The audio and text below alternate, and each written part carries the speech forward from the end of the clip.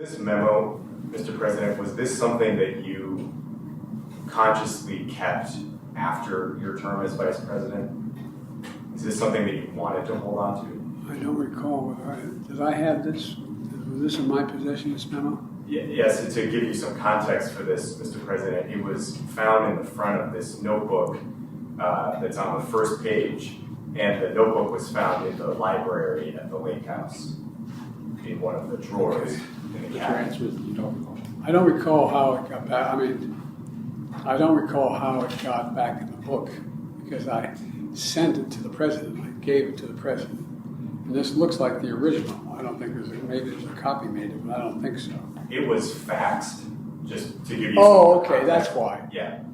All right, now I got it. I wasn't sure whether I handed it to the president. It was faxed to the president, which I had the copy. Right.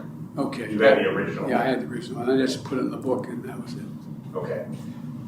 Were you aware that you had kept it after your term as Vice President? Did you know that you had it?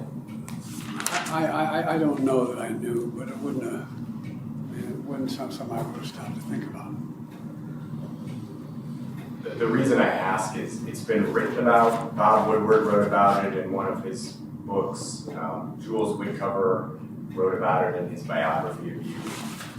So that's the reason I asked, is if it was something that you wanted to hang on to because it was going to be the subject of reporting or history. I don't know if it would be subject to reporting, but I wanted to I guess I wanted to hang on to it just for posterity's sake. I mean, this was my position on Afghanistan.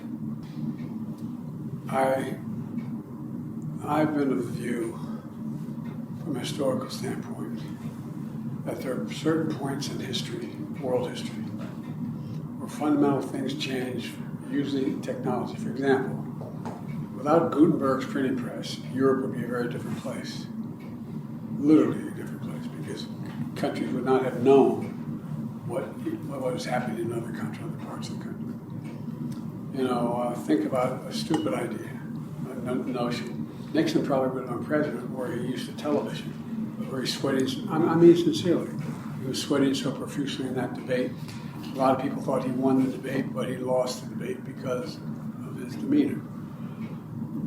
So there's a lot of things that I think are fundamentally changing how international societies function.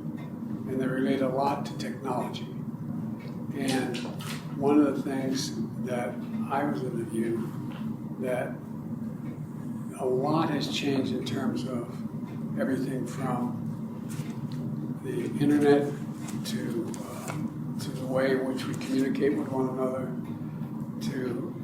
that has fundamentally altered the ability. I've had this discussion with the press.